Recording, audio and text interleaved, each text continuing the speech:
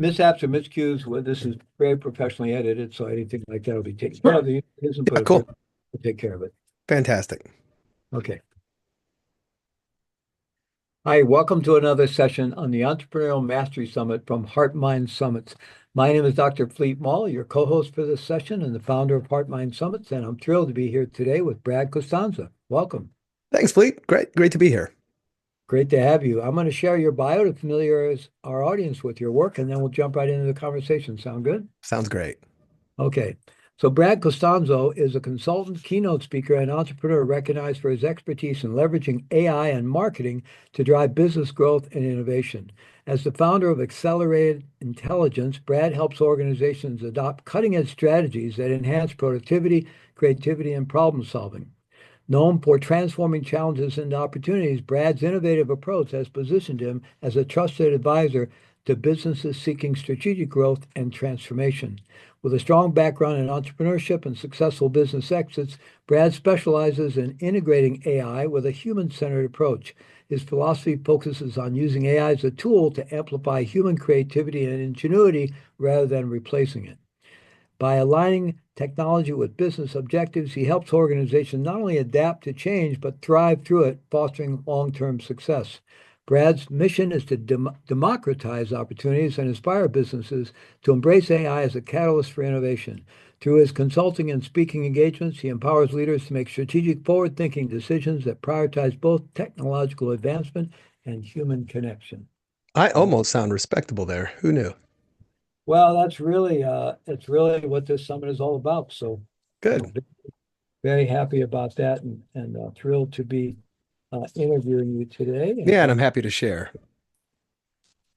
Okay, so I hate to ask you to encapsulate All your right. origin story, how you got to where you are in just a minute or two, but we got Yeah. a lot to cover today. But if you could just touch on kind of how you became an entrepreneur, Mhm. how you got into specializing in AI innovation, and maybe if there were some real stumbling blocks along the way.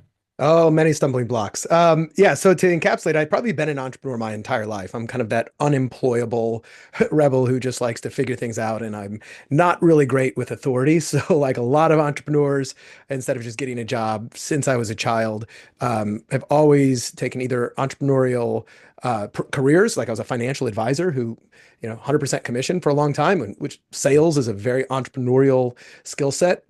And then throughout that, my career up until about my early to mid 30s, I was in that professional space. And then I got out of that space in 2007 or eight, which was, the kind of the big financial crash.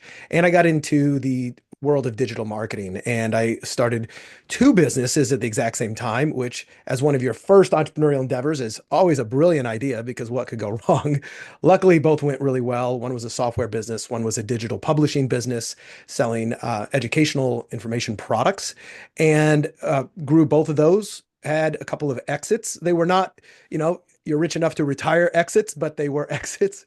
And then over the past really 10 years, what I was focusing on was either a series of other startups that some were successful, some weren't, in the e-com space and the software space.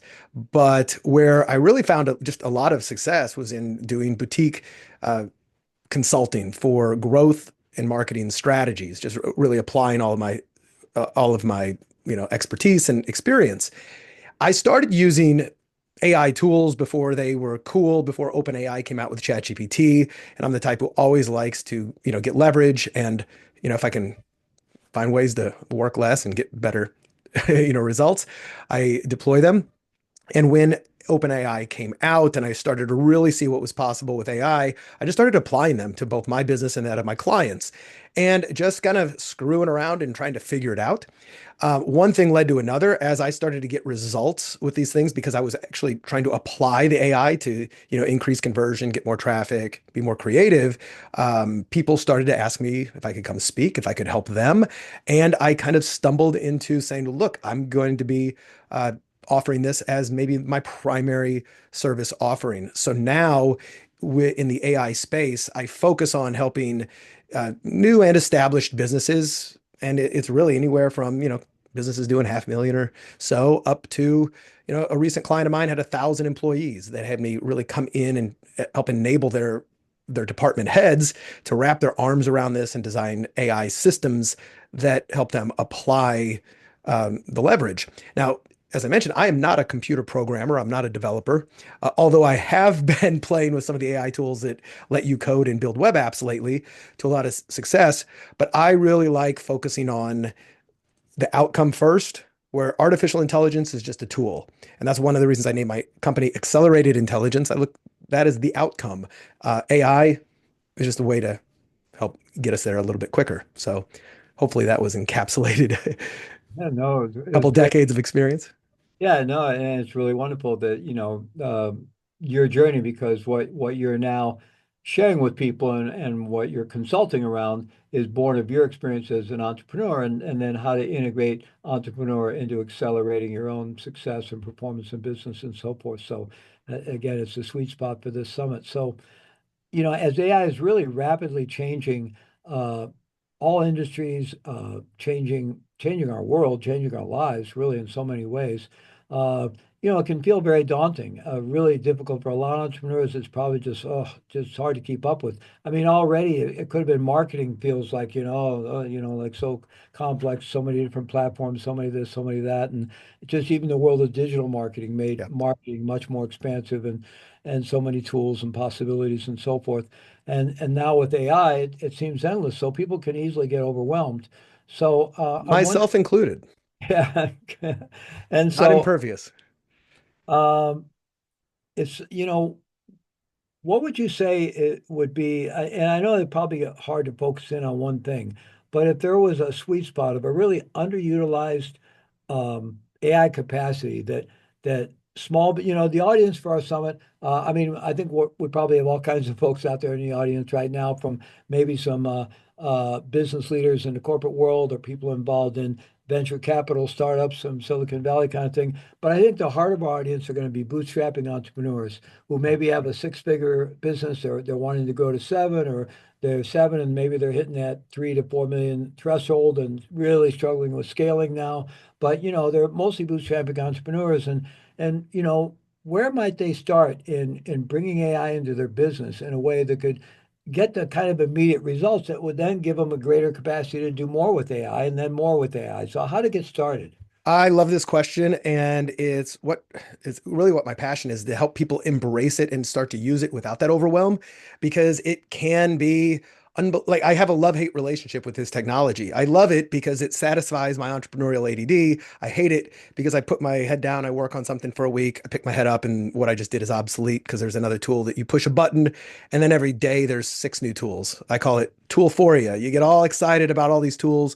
What do I do? What's the best tool? How do I do this? And one of the more overwhelming things is that people start to see what's possible. I can do this and this and this. And it makes the shiny object syndrome that a lot of us chase explode. And my very first piece of advice is this: ignore all the cool things you can do. Solve your problems first, solve your bottlenecks and your challenges. And I've got a couple frameworks, which I'll explain here how I do that. But I let them know that you may only use AI for one thing or two things. But if those two things are small hinges, they can swing a really big door. And yes, it can create graphics and cartoons and videos and songs and all of these number of things. But the very first thing I let them know is that you need to audit where your bottlenecks are. What are your, or they call this theory of constraints. So if your bottleneck is too many customer support tickets, or not able to set up enough appointments, or it's creating marketing copy and sales copy, then write those things down. You know, who do you wish you could hire for number one to take something off your plate, or who do you currently have, doing this work, who's maybe not doing that good of a job, or they're way too expensive. Identify those things first and then look for the solutions to those. Now, that's not the end of my advice, because that still leaves me with, well, how do I know what solutions? So, in working with a lot of these companies, it took me about a year to realize this, but there's only 5 things that AI actually helps you do. And I call this the 5 bucket framework for simplifying AI. So, it helps you think, create, communicate, analyze, or automate. And I want to briefly go through those because the clients that I've worked with who I've told this, they tell me that it really reduces the noise and the pressure to go, okay, this actually makes sense. So thinking, the thinking bucket. This is brainstorming, ideation, coming up with strategies, maybe doing research, using it as a mentor to learn new things. I love, for instance, well, I think, yeah, I love the talking feature of, say, ChatGPT, the voice feature, where on your mobile app you can just turn it on, you can talk to it, you can put earphones in. I go for what I call walk and talks, where I will just talk to it and explain either what I'm dealing with or what I'm trying to learn, and I just brainstorm with it. And there's no limit to the things you can learn by having a brilliant brainstorming partner. But it might also be just coming up with new strategies, or maybe it's a pivot, or you need to reinvent your business or your brand or your offers. That's the thinking bucket. It's where everybody starts. Like, what can I do here? The next bucket is creation. And this is where everybody else, lives in. I'd say 90% of the world using AI is just in these two buckets. Now, creation is pretty simple. It creates text, audio, video, and images like art, or combinations of them, right? So I can create a complete podcast. I can create an AI avatar video. I can create a podcast with an AI avatar video, and I can create all the sales copy and landing pages and all the things, marketing, sales content, et cetera, that you want, even full blown, let's say, courses if you want. And these days you can even create software. So most people stick to those and they ignore the other three buckets, which I think do the majority of the lifting. So the third bucket is communicating. So who do you communicate with? Well, most of us communicate with our leads, trying to turn them into customers. We need to talk to our customers and give them support. We need to talk to employees and stakeholders and shareholders. So some of the communication tools under AI fall under, chatbots, whether it's on your website or via text message, or an audio voice agent that becomes a 24/7, always on, highly intelligent virtual assistant who can both make inbound and outbound calls. We make employee handbooks and SOP procedures for companies via chat. Hey, how do I do X, Y, and Z? And it tells them. The next bucket is analyzing. I think this is one of the unsung heroes because can be typically very boring. But if you're a business owner, you need to make data-driven decisions. If you're not really good at understanding data, well, tools like AI, like ChatGPT or other business intelligence tools are.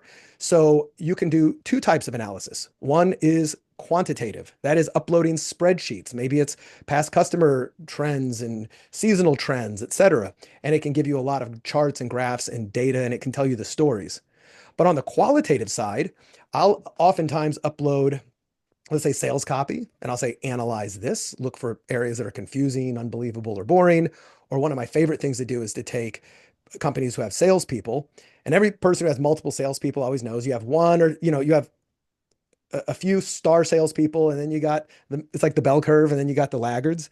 Well, I love analyzing transcripts of the rock star salespeople and having, let's say, ChatGPT break down what are they doing, how are they doing it, how are they overcoming objections, what style are they using, and it can come up with some really amazing, I would call it, like forensic analysis of what the top salespeople are doing. And we'll do the exact same thing with the lower performing salespeople, and then we'll create an analysis of both, and we'll look for gaps, and then we'll create customized training programs for the lower end salespeople based upon the analysis it did. And when you start to really analyze both quantitative and qualitative, you start to get better intelligence on your business, or I should say, accelerated intelligence. Now, the last bucket, we've done thinking, creating, communicating, analyzing, is automating.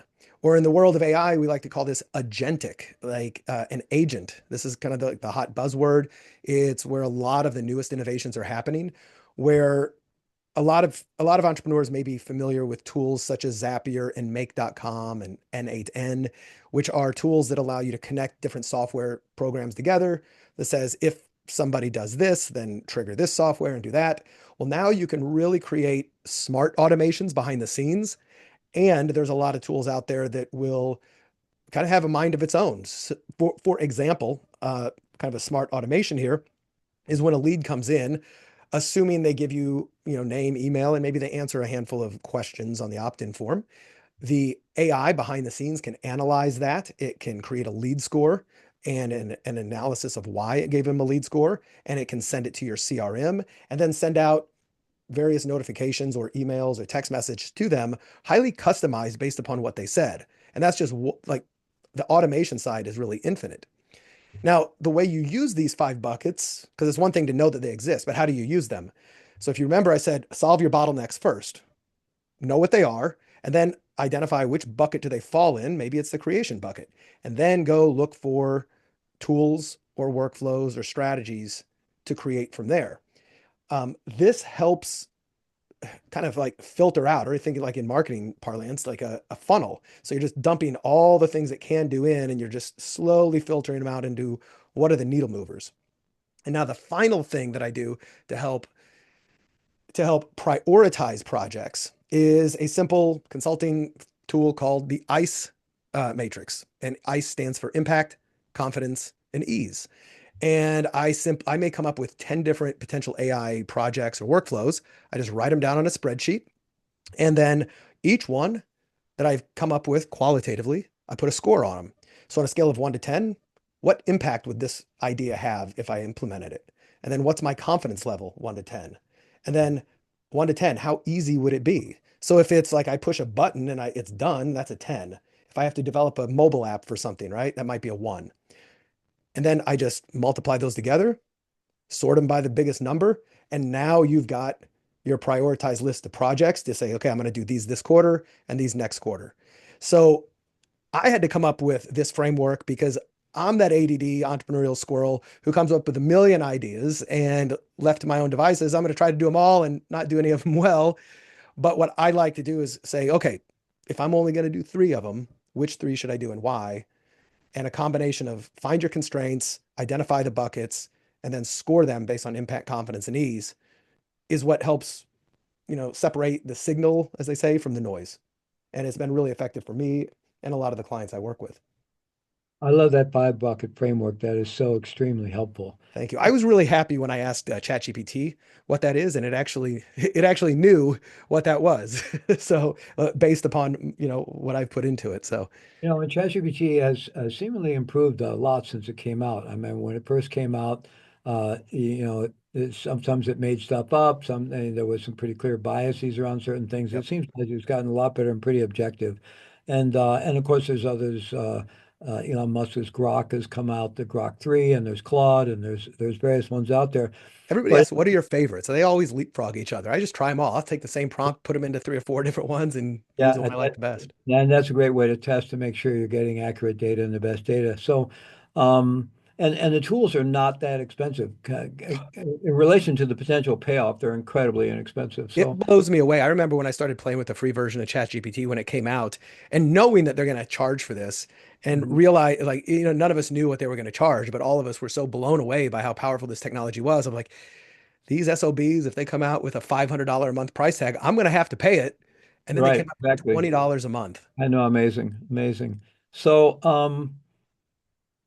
my next question is kind of related to the first one, like where do we start in a sense of overwhelm? But I think some entrepreneurs, and I'm sure some in our audience, are experiencing a lot of resistance around it for a number of reasons. Just that it's the complexity of it, that it seems foreign. Fears about all the fears we hear about AI and what it's going to do to our world and to our Yep. lives, being replaced by AI, the lack of the human touch, and so forth. And I think the only way we'll get over those fears is by we start working with it, right? Maybe you think about dating. Almost you could start dating a little bit with AI. Not that you want to use AI to replace having a human I'm companion. sure people are doing it, but We know people are doing that, but I'm not suggesting people go there. yeah. But one of the things, but it's a little bit related to that. Like, the entrepreneurial journey is often a very lonely journey. Unless and of course we highly recommend people come to summits like this and get involved in masterminds so you have fellow entrepreneurs you can rub shoulders with and communicate with. But often, launching and growing a business is such a tough job, and we're such maverick people, we entrepreneurs, that often it can be a lonely place to be. And you need mentors, you need comrades, you need people to communicate with, you need, and so, that first one, think, as you were talking about using the voice AI version of ChatGPT, to brainstorm with, right? You're out taking a walk and you're brainstorming with this tool. And of course, there are other tools you can do that with as well. But developing your own um, it's a cross between a virtual assistant and an executive assistant and maybe a brainstorming partner and a mentor and all these things. And you could just start there and start having conversations with AI about I'm confused about this. How do I get clarity? How do I overcome the resistance? Here's my business. Where should I start? And you'll be guided along a journey. Of course, you'll have to use your own intelligence and question things and challenge things. But you can kind of use AI to help you figure out how to use AI, Yep. right? And how to integrate it into your business, and then start walking down these steps. And you could, if you're concerned, especially when you get into the creation phase, that's where a lot of the shiny objects are. And so, you could be real clear with your AI conversation. I don't want to get caught in that syndrome. This is my business. I need to use the best tools. I need to figure out how to use it in a prioritized way. I need a learning curve. And you can really use AI to help you figure all that out. And then I think, most entrepreneurs and business people, I mean, there may be a few very successful entrepreneurs that don't focus much on the spreadsheets and the dollars. They got somebody that does it, but most of us are kind of obsessed around that stuff, I think. And when you see that you can feed a spreadsheet into AI and get a really thoughtful analysis, it's a real wake up. You think about how long you would have spent or how much you would have paid your a CFO or an accountant or an analysis to do that work, and you just go, wow, right? So anyway, I think there's a journey here, and we can get AI to help us. I'm just curious about your thoughts about that in terms of overcoming the resistance and then having a pathway into it. Yeah. Okay. Great. You gave me some awesome things to unpack here, and I'm very passionate about this. So, if you're not a little scared of AI, you ain't paying attention because I'm probably 60, 70% scared witless, and the other 30, 40% super duper excited. I think when I first got into it and I saw what it was able to do really quickly, and as a growth and marketing consultant, I was obsoleting myself in minutes, something that would take like a month to do. I'm able to do in minutes. And I realized, well, the only way to get ahead of this wave is to grab a surfboard and jump on, right? And to figure it out. They often say that, what's that saying, that if you and a friend are in the woods outrunning a bear, you just got to outrun your friend. You don't have to outrun the bear. So I do believe that those of us who adopt AI are going to be the ones who excel. Those who ignore it are going to have a much harder future. Mhm. That being said, a lot of people think that, well, is AI going to take my job? But they're thinking of their job as a thing, right? A job isn't a thing. A job is a bundle of tasks, right? Even being an entrepreneur, it's a bundle of tasks. You have, like, let's say a salesperson, right? What do they have to do? They have to research leads. They have to contact that lead with a message. They have to get that lead to respond. They have to follow up. They have to put together sales proposals. They have to put together reports, et cetera. Like, there's a bundle of tasks. Now, the proper way to think about this is, well, which of these tasks can I let the robots do so that I can do the things that humans excel at, which is human connection, empathy, creating experiences, being more creative. AI is incredibly creative, but it's kind of limited unless you really put your own spin on it. And Mhm. so it's also one of those things that it's okay to be afraid of it, but it's here. It's not going anywhere. It's not a fad. We all know that. So embrace it, learn how to get really good at it, learn how to solve bigger problems or more fun problems for you. Because most of us who have a job or even run a business, there's a lot of tasks we do. I call them the necessary evils. We didn't get into business to do this, but we have to. Well, we may not have to anymore. Now, you also brought up a really important point about let AI teach you. So, one of my other little frameworks that has been, it's so simple, very effective, and a lot of people miss it. I call it the MAC method, MAC. It stands for mentor, assistant, critic. So, if you don't know how to do something, or let's say you don't know how to prompt it for what you want, you've kind of got it in your head, but you can't really formulate the right way to tell the AI, you don't have to code it. You just step back and you say, AI, ChatGPT, here's who I am and here's basically what I'm trying to do. But I don't even know how to tell you what I want. Please give me a prompt or a framework or a method or whatever. Like, teach me how to use you. and it'll say, well, here's what, here's the prompt that you could create to have me do it. Like it will give you the instructions to give it. Or let's say, for instance, I want to write a highly engaging viral blog post and I don't know how to do that. The first thing I would do is I go to AI and say, this is what I want to do. Teach me what that looks like. Give me a framework. Tell me how you would do it. And it would say, well, the key is to have a good hook and do all this, this, this, this. And then I said, great, now can you create a framework for that? And it does. And I said, great, can you now create a prompt that will do that? And it will. So that's your mentor aspect. And then your assistant, which is, yeah, do the work. So teach me what to do. Now just go ahead and do it for me. And then the last piece gets overlooked by more people than I'm really surprised at how many people don't do this, which is the critic. Ask it to review what it just did and critique it and improve it over and over again. You can continue to reiterate. And the mindset I put myself in is that of a Hollywood director, right? So I may say, here's what I want to do. Here's the scene, action. And then the actor does the scene and I say, cut. That's not what I want. I go up to the actor and I say, listen, let me give you some more background context on your character. This is the emotion. I need you to be funnier or more serious or more visceral or whatnot, or more detailed or more concise. And I say action. And it still doesn't get it right. I go, okay, cut. And I may do this 100 times. The good news is this actor never goes on strike, right? Well, unless you're using Claude and it times out after like 25. But it's a way to help remove the that that apprehension of, well, I don't know how to talk to it. And it also reminds me back in the 80s when my parents were both professionals and they came home there in the late 80s. Their businesses were adopting computers for the first time, and they had to go to computer classes, and they had to learn about how to use these DOS-based computers. And I think I learned a lot of new cuss words when my dad got home those days after work. Damn computers, blah, blah, blah. I hated every minute of it. It was a totally foreign language to him. Unlike AI, because AI is in our language. We can just speak English. We don't even have to speak well, and we can give typos, and it'll work with us. So those are some of the ways that I have overcome some of my own apprehension about it, and helped other people just really wrap your mindset that it's not as complex as you think. There is an existential imperative to learn it. And the goal is not to just be able to do more, but it's to be able to do better things while the AI does all of the things that you never wanted to do anyway. And so I think the last, I guess, framework, I love to work in frameworks. I call it the 10-80-10 principle, which is I'm still responsible for the first 10% and the last 10%. Right? AI or an employee can do the middle, but I have to define what I want and then refine what I get. And a lot of folks out there, and we see it all the time. Anytime you spot, you like, that's AI. You can tell that they didn't refine it. They just said what they want. They let it do it.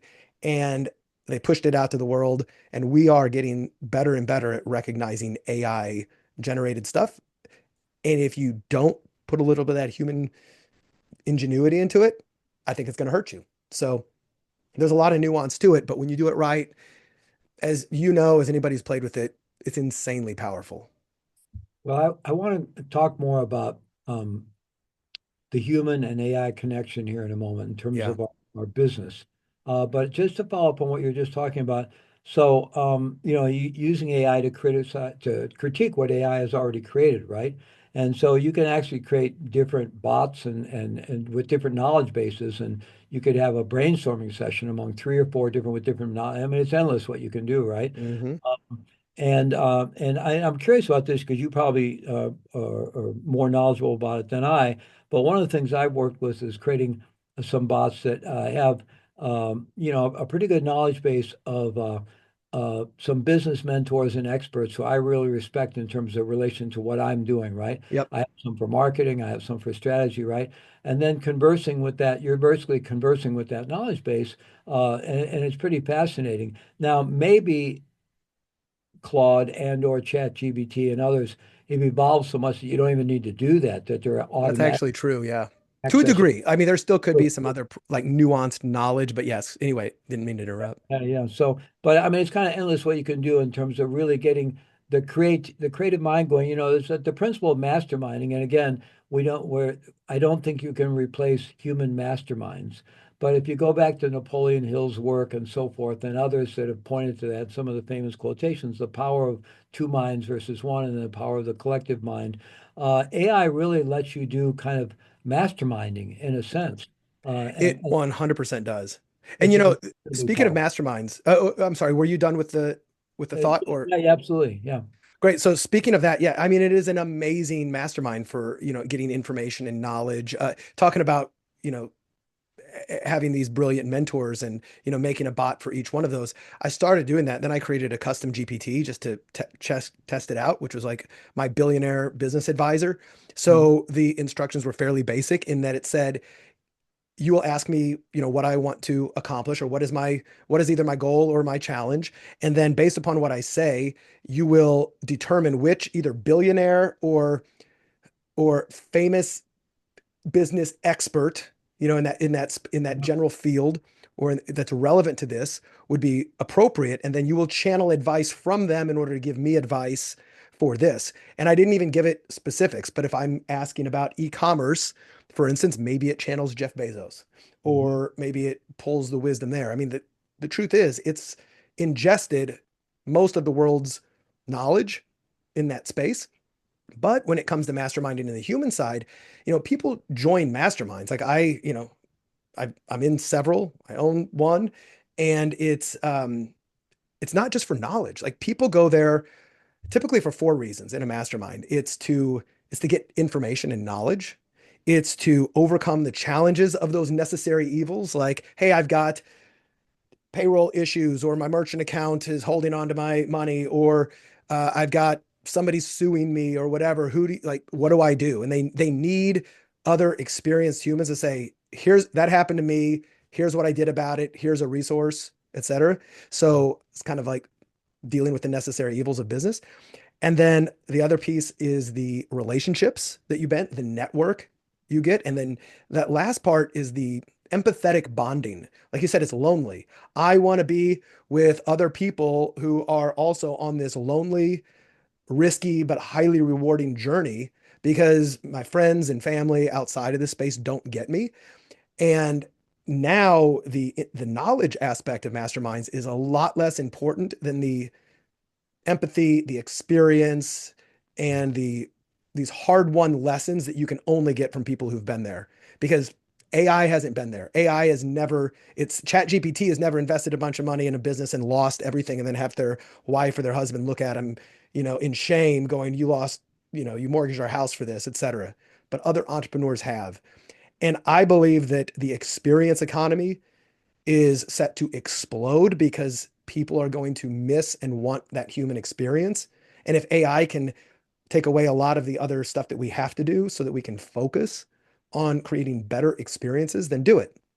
And that makes me think of one last thing in this thread, which is I like to say automate everything but that human connection. So yes, we create bots all the time that will text message back and forth and be there, but if you can use the time you save to reach out to your customers, to reach out to business partners and mentors, etc., cultivate those with the time you have. Don't just do more, do better. And I want to circle back to this empathic connection realm in a minute. But first, I'd like to talk more about the role of the entrepreneur. Mm. So when you think about it, what is our ultimate role as entrepreneurs? We're visionaries, we're idea people, we live in the realm of possibility, we have tremendous courage, we're risk takers, and so the rest of it is all stuff we have to do to bring our ideas into fruition, to manifest our ideas. And some of it we like, and some of it we get fascinated with, and some of it we don't like, we have to do it. But basically, our real role is we create a sense of possibility, and we're able to figure out how to execute and manifest those possibilities. So, it may very well get to that AI tools are almost going to be able to take a business idea, create the business, and run the business. I mean, I don't think that's that very far away. No, I don't either. That's really pretty scary. It Uh, really is. As I said, but if you're not paying and of course, attention, AI can generate business ideas as well. But there's still going to be something about. I mean, somebody's going to take risk. I mean, who knows? We get into the world of blockchains and everything, and the AI takes over the world, and they're risking their own capital. But but we're not there yet. So, but still, there's a role, and I want to bring it back into the business owner um, um, strategy. How we integrate AI with our need to create effective business strategy, right? And so, as a lot of us as founders, we start off, we're visionaries, and then we get immersed in tactics, right? We get lost in tactics, and we're immersed in that, and then we manage to replace ourselves to get back to a strategic level. Mhm. And maybe we finally get ourselves, even out of the CE role onto the board. We have a lot of things in the summit about all those stages of exiting, and maybe we get back in a pure visionary role. But at least it's a big thing to get out of tactics and back to strategy. Now, certainly you can use AI to help you with strategy, but there's something about I wonder if you could talk about the human aspect and the connection with using AI when we're really thinking about uh, short and midterm strategy. I'm not even going to talk, things are changing so fast. I think long-term I, strategy is a little I've bit. said for a while, like if most businesses cannot plan past 3 years Yeah. realistically, because who knows? Yeah, exactly. But at any rate, the strategic approach to succeed in whatever our particular niche and industry and service or product is, of how we use AI there, and how we marry sort of our genius with what AI how AI can amplify our genius as entrepreneurs strategically. Yeah, Very wonderful long. question. And it's one that I think it's got the nuance here is it kind of depends upon your existing experience. So if you are brand new to the world of entrepreneurship, like if I go back 20 years or more, when I, probably first started let's say my first digital publishing business, which was 2008, and I didn't know strategy, right? I just knew create something that people ideally want and try to sell it to them. And I had to learn all these new tactics. So I didn't have a lot of um, I guess, human experience and intelligence on what strategy was outside of I got a product, I've identified a market, now I got to figure out how to put them in. So you got to kind of learn those tactics, et cetera. But then once you start to get a little bit more experience, strategy is not hard to learn. In fact, once more, if you don't know strategy, start to ask. I use ChatGPT in general for AI. Ask it. I need to be better at strategy. What are some of the core components of this? And it can give you some good frameworks, right? And strategy is overall, like you said, what's an entrepreneur's role? It's to allocate capital, human capital, financial capital, and other resources in order to solve problems that people have, either problems or desires. And their desires is still a problem. I mean, if I want a new Apple computer and I don't have one, well, the problem is I don't have one, right? So, you know, you're always solving problems. So strategically, my goal is how do I look at what everybody else is doing in the market to solve this problem for people? And how can I do it faster, better, cheaper, either overall or in different areas? Some people may be familiar with the book Blue Ocean Strategy, and they talk about this blue ocean canvas, which it's kind of hard to explain. I'll give an overview, but you'll take an industry. I always remember like the Southwest Airlines version, which is take a look at the airline industry and look at all the top players in it. And then what are the key things that people value, what the consumers value in that, like price, comfort, speed of connections, number of flights, does it have economy or does it have, first class? How are the meals? Like there's all these various components of value. And you kind of want to look at, well, what are these other companies doing? How do they score? And you can kind of graph this out. If you Google like blue ocean canvas, I think that's where you'll find it. And then you look for the gaps. And AI may or may not be able to find this. In fact, I've tried it and it does a pretty good job. But I'm just looking with the consumer in mind or my client. What are the gaps in the marketplace that I might be able to fill in a unique way that other people aren't doing? And how can I do them without them seeing me coming? So strategy at a high level is just that. How do I solve bigger, better problems, faster, quicker, or less expensive? And talk to people, find out what they've done, what they're doing, and then use AI as your strategic brainstorming partner. and then put it into, give it all the context, talk to it, ask, what am I missing? What am I overlooking? It's great at connecting dots that you don't see. And then, one strategic framework that I learned years ago, and this is probably the single most useful thought or thinking tool that I ever learned. And it's called Disney's Strategy of Genius. It was um, it- Robert Dilts, an author, analyzed what Walt Disney did when he was building up his empire, and he realized, back then that Walt separated, the dream storming phase into three categories: dreaming, planning, and critiquing. Right. So rumor has it that he had three different offices inside of his building. So whenever he was, let's say he was planning out Walt Disney World, they would go into the dreamer's office. And the only thing they were allowed to do is think about what vision they would like to create, whether it's impossible or not. The only rules in the dreamer's office are do not plan and do not critique. Just see it unfolding as if it's on a movie, right? And then when you've got a vision, everybody walking into the next office where you can storyboard what has to happen to say, okay, if I want to create this, what has to happen to be in place? Well, first I have to do this and then this. I have to get a business. I get a website. I got to get this. I have to get an offer. I have to do all these things in order. Now, in this planning office, there's only two rules. Don't add new things to the vision and don't critique it. Don't be the party pooper there. Just think what has to happen. So now you got a vision and a basic plan.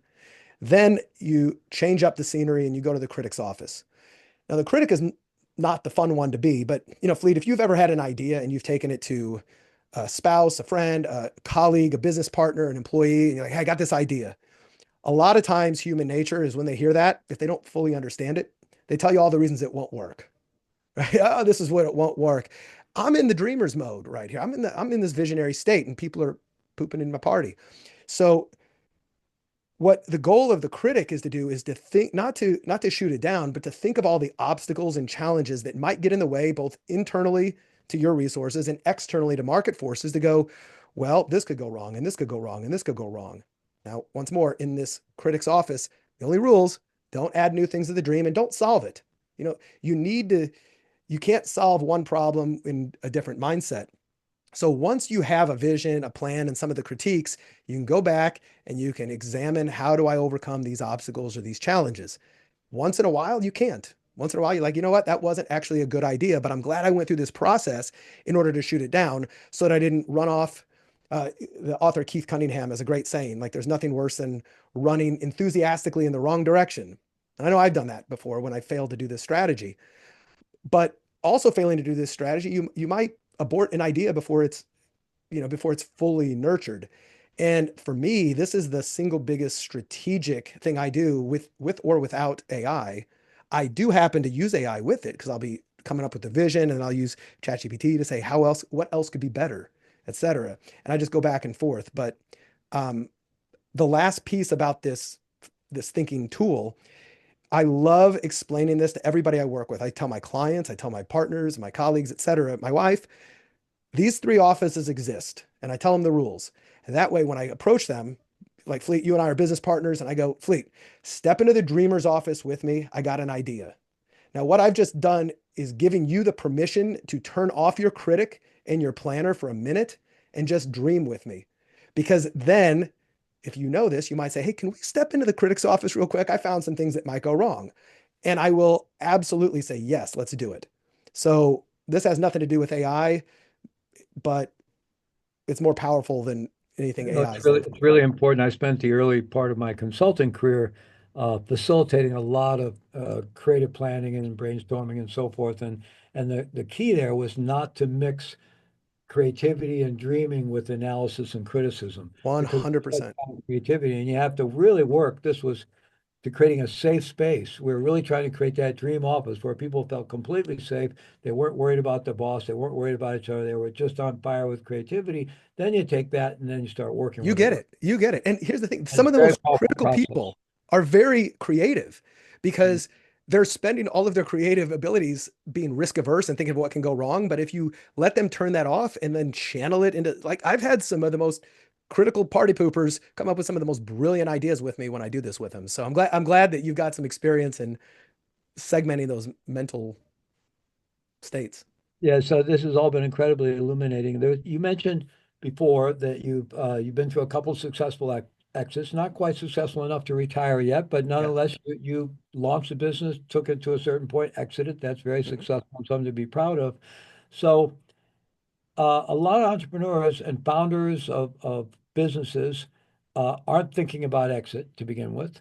I mean, some are. They may have that idea, especially, in the whole kind of Silicon Valley world. Yeah. But a lot of people just start this is what they love to do. They want to do, or they're taking what they already love, turning it into a business.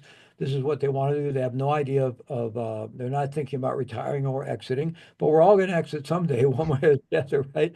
So it's very helpful to have the exit mindset from day Yep. one to build a business because what you're really talking about there is business valuation, Yes. right?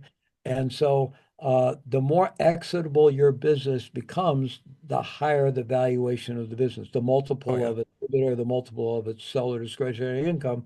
And so I would assume that in today's world, and more so every month, every year, for a business to have a decent evaluation, it better be fully integrated with AI tools. Oh yeah. Otherwise, I it's think going it, to have some discount points that are going to get bigger and bigger and bigger and bigger in terms of the valuation. So I wonder if you could talk about that. The importance is in our audience, our bootstrapping entrepreneurs out there, as you're building your business at whatever level you're growing or you're scaling, if you're not integrating AI into it, you could be really hurting yourself down the road if and when you decide you would like to exit one form or another or bring on additional capital or whatever you're doing, but you may be really looking at a major valuation discount if you're not fully utilizing AI.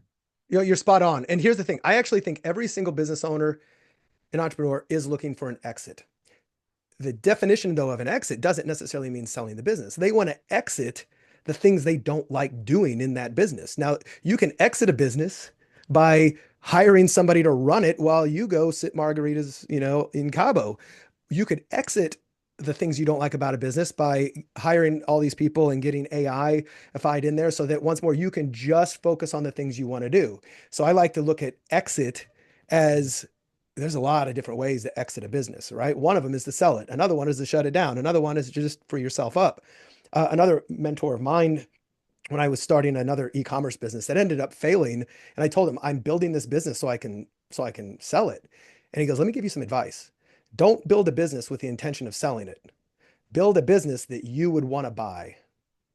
And it just so happens that those two things are the exact same thing because I want to buy a business that doesn't require me to spend all of my time in it. I want to buy something that's highly systematized or automated, and I can come in and just push buttons and make money. And like you said, if you're not integrating AI into your business, if you are trying to sell the business and establish your valuation, you are going to be, if you're sitting at the closing table, especially if you're dealing with like private equity or somebody like that, what you do now is going to determine whether you're the prize or the prey. So if you're the prize, meaning you've got this thing automated, it's excellent, it's systematized, you got SOPs, you got quality people running it, you are going to, these guys are going to come in and see you as we got to buy this thing because it's going to be easy for us.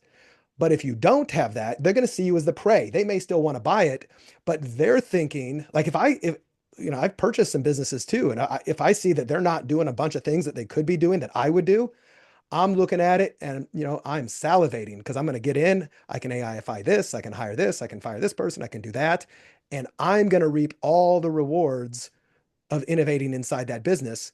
I'm going to give you half of what you might have gotten if that, and once more, you're the prize or the prey. And if you want to be the prize, you have to maybe take a couple steps back to take 3 steps forward and integrate this. I was talking just last night in a mastermind to my good friend John Assaraf, who some people may know who he is, but very successful He's on entrepreneur. our summit. Yep. And so he was even saying non-negotiable. If you don't know AI, you're not getting hired. If you refuse to learn AI, you're out. And if you are um, we're doing internal training all the time because it is a non-negotiable thing here in this business. Yeah, absolutely. Now, you just mentioned SOPs earlier. You mentioned playbooks.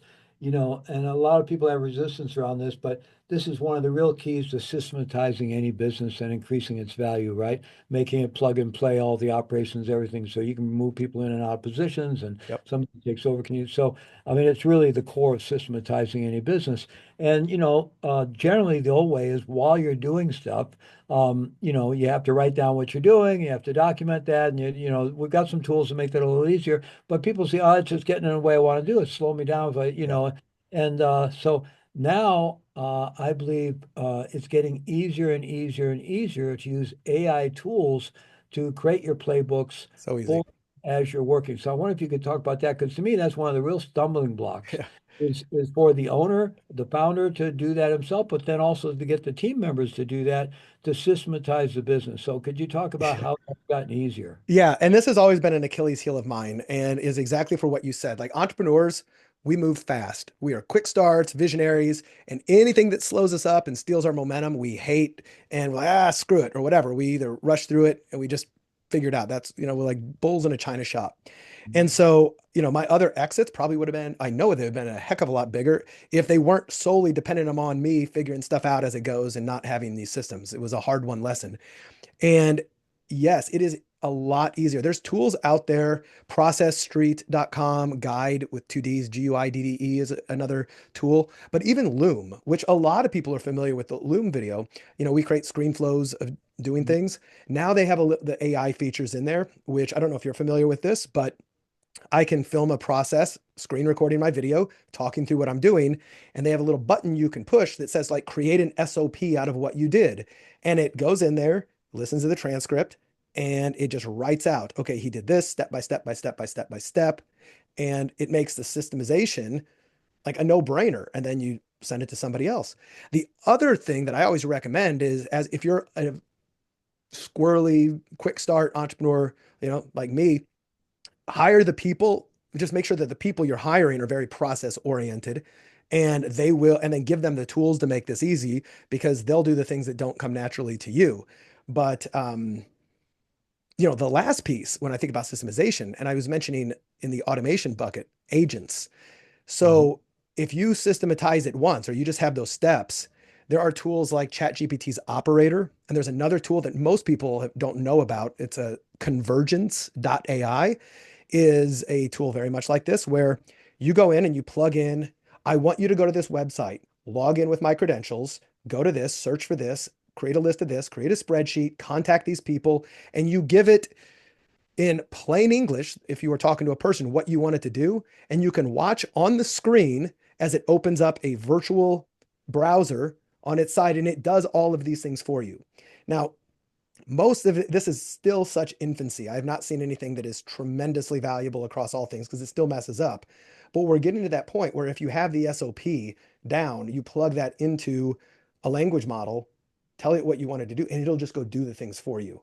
Um, I'm and that is envisioning where the having to future is make all going with my this stuff. airline reservations Yes, because I don't really even trust it. Nothing personal about my VA, but I've never learned to trust anybody to do airline reservations because I'm that's the one so, thing I don't it can outsource. make your life so difficult if you don't get the right flight, if you don't have another right layover, if you're not, it can just make your life so painful. So I'm not willing to relinquish that. If I can find an AI tool that I can trust to do it. I couldn't agree more. It's funny. I was watching a YouTube video of a guy I follow, Greg Eisenberg, really, really good entrepreneur.